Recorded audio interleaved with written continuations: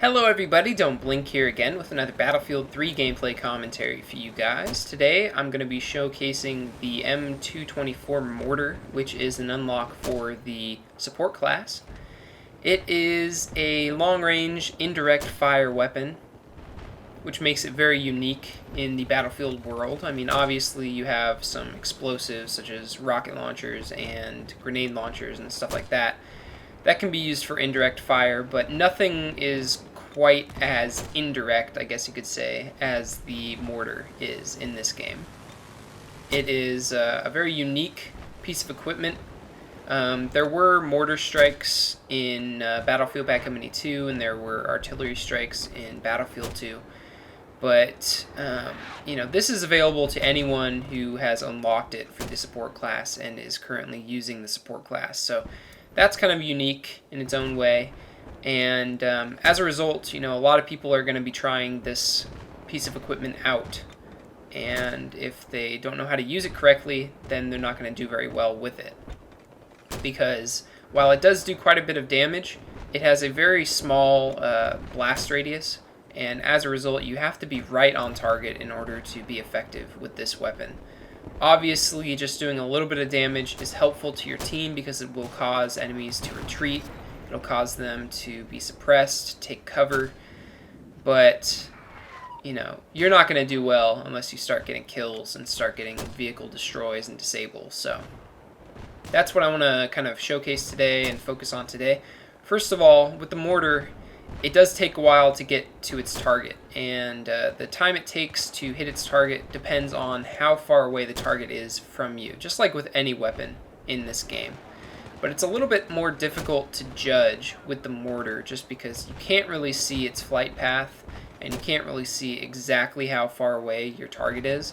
So you just kind of have to get used to it over time and through practice.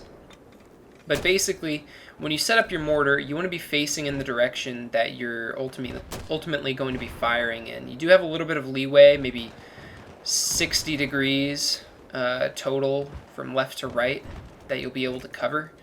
And I recommend setting up your mortar maybe 75 to 100 meters away from your intended target. That way you can pull it closer and push it further away and not run against the bounds of your mortar's range, basically. Because you'll see that I do end up having to pick up my mortar and switch positions a couple times during this kill streak in particular, just because there were some enemies to the right of our base, and then I had to go to the main road and switch back and forth, so on and so forth. Something you need to be aware of when using the mortar is that you will pop up permanently on the enemy team's minimap. So that means they're going to know where you are, and if they have a mortar user or an adept sniper with a line of sight on you, they're going to be able to take you out fairly easily.